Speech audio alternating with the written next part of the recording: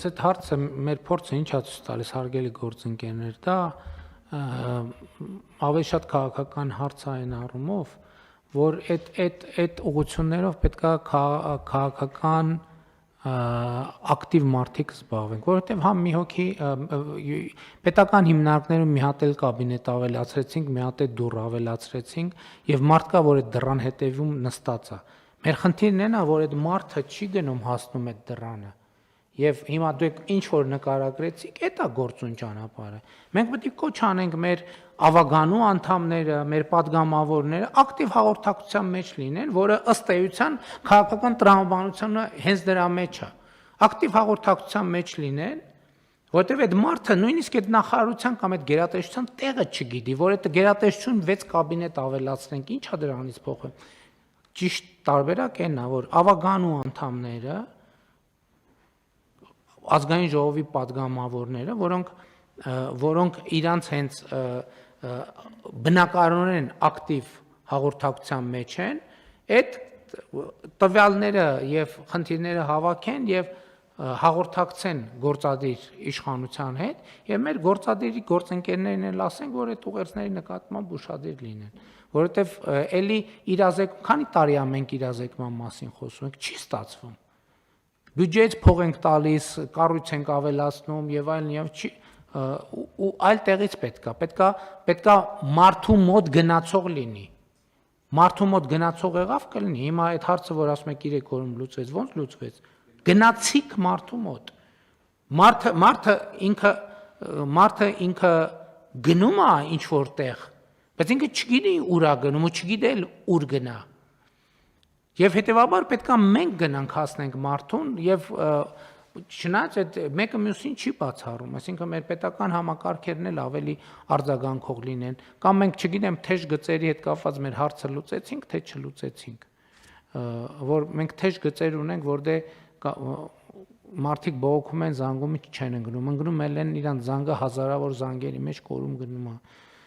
Դրա լուծման ձևը անընդհատ աշխատանքն է, ես դրանում համոզվել եմ։ Կարճ նորից արձագանքեմ, պարոն վարչապետ, երկու մոտեցումներն էլ իհարկե ընդունելի են եւ մեր ի պաշտոն է աշխատանքը եւ նաեւ գործընկերների կողմից ուղղորդումները, հա, բայց ես մի բանի մասն եմ ուզում մենք միշտ խոսենք, ու սա կապ չունի մենակ մեր ոլորտին։ Իհարկե կարեւոր է մեր յուրաքանչյուր քաղաքացու կամ շահառուի ցանկացած խնդրի լուծումը եւ պարոն Հարությունյան, օրինակ ձեր հանդիպումներն շատ էֆեկտիվ են ու ինձ տեղեկացնում են էլի եւ խնդիրների բարձրացման մասին եւ լուծումի, ես ինքս եմ անձամբ զբաղվում հաճախ այդ խնդիրների լուծումով։ Բայց մենք միշտ մոռանում ենք այն մյուս տասնյակ հազարավոր դեպքերը, որոնք արդեն լուծվել են ու դրանց մասին մենք ոչինչ չենք լսում, որտեղ լուծված են այդ խնդիրները։ Նույն մեր հայրենակիցները 100,000-ից ավել 115,000 ավել քաղաքացիներ։ Բայց լուծված խնդիրը ում է հետաքրքիր։ Հենց այդ եմ ասում էլի։ Անհետաքրքիր ձանձրալի բաների մասին եք խոսում, լուծված խնդիր։ Մի հատ նենց հետաքրքիր չլուծված կոռուպցիոն ենթատեքստերով մի բան ասեք, թե չլուծված խնդիր։ Շատ լավ։ Կան այլ դիտ, համեցեք Մամիրսյան։ Պարոն վարչապետ, աջակցության բազմաթիվ ուրեմն ծրագրեր տարրեր ներկայացվեցին, իհարկե բոլորն էլ լավ, բոլորը անհրաժեշտ, բայց մի կոմպոնենտ կար, այնուամենայնիվ իմ մոտ առնվազն հարց առաջացրեց, այն էլ եթե ճիշտ եմ լսել, հիմա ասեմ, կարող պարզվի այդ ամեն ինչի մեջ մի քիչ ուրիշ ձև եմ ընկալել, քան իրականում կա բնակարանաշինության, այդ հատուն սարքելու ծրագիրն ենք երկարացնում, կրթվելու հնարավորություն, վերավորակավորում, զանազան խրախուսանքի բաներ, բայց այն բնակվարձի կոմպոնենտ, որ 10 տարի ես ոնց որ լսեցի այդ բանը, իմ տպավորությամբ սա ողջ հարգանքով հանդերձ կարող է մի փոքր չափազանցություն է, որովհետև ես օրինակ գուցե դիտարկենք սկզբի համար 3 տարի, որովհետև կամ 5 տարի, ինչի եմ ասում, որովհետև երբ որ մարդուն, ցանկացած մարդուն, նույնիսկ վերանալով կոնտեքստից 10 տարվա այդպիսի հեռանկար ես տալիս, մի տեսակ ինսենթիվն էլ եւ մոտիվացիան էլ է կորում փոխելու կյանքում մի բան կամ այլ գուցե, բայց Պարոն Միրզյան, խոսքը հետեւյալ դեպքերի մասին է, հատուկ սոցիալական խմբերի մասին է խոսքը։ Ընտանիքը բաղկացած է 2 անդամից, ենթադրենք, մոդելավորենք, ես չգիտեմ, իրականության մեջ այդպիսի ընտանիք կա, բայց ենթադրում ենք կլինի։ Ասենք 2 անդամներից մեկը 80 տարեկան է, մյուսը առաջին խմբի հաշմանդամ է։ Մենք իրանց ինչքան էլ ինչքան էլ մենք իրանց այդ մի անձի հաշվով կամ նույնիսկ կարող է բանել տանք այդ մարդիկ խնդիր ունեն գնալ եւ բնակարան առնել։ Մենք հիմա իրանց ասում ենք դե փողը բանը սերտիֆիկատը տվել են գնացեք որ մարդը չի կարող տուն առնել։ Մարդը ասում է, լսեք, ես տուն չեմ կարողանում առնել կամ տունը առայել, ես այդ տունը խնամքի կարիք ունի, սրա կարիք ունի, նրա կարիք ունի։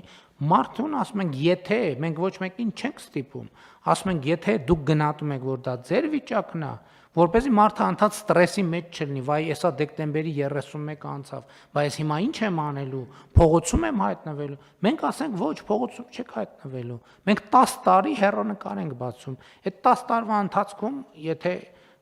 խոչընդոտ չկա, որ ինքը գնա այն մյուս ճանապարհով։ Եվ ել եմ ասում, խոսքը սոցիալական որոշակի խմբերի մասին է, սա նախ ուզում եմ հիշեցնել, որ մենք վարձավճարի ծրագիրը մենք փոխել ենք հիմա գործող ծրագրով մենք ընտանիքի անդամների մինչև 18 տարեկաններին ենք տալիս այդ վարձի աջակցությունը նույն ընտանիքի եւ ես կարող եմ 63-ից բարձր եւ հաշմանդամություն առաջին երկրորդ խումբ 63-ից բարձր 18 տարեկան լրացած բայց դպրոց կամ միջին մասնագիտական գնացող եւ կերակրողին կորցրած այսինքն ամենախոցելի 80 տարեկան ամուսիններ են որոնք ուրիշ հարազատներ չունեն առանձին ընտանիք են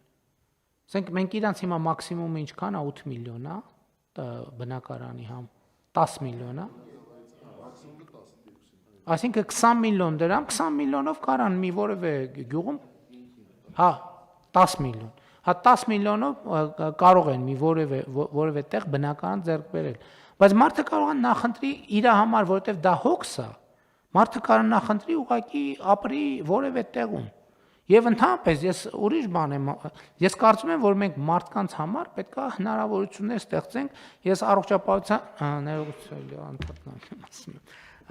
աշխատանքի եւ սոցիալական հարցերի նախարարի առաջ ուրիշ խնդիր եմ դրել մենք ընդհանրապես 65 տարեկանից բարձր մարդկանց համար կյանքի սցենարների որոշակի տարբերակներ պետք է ունենանք մշակած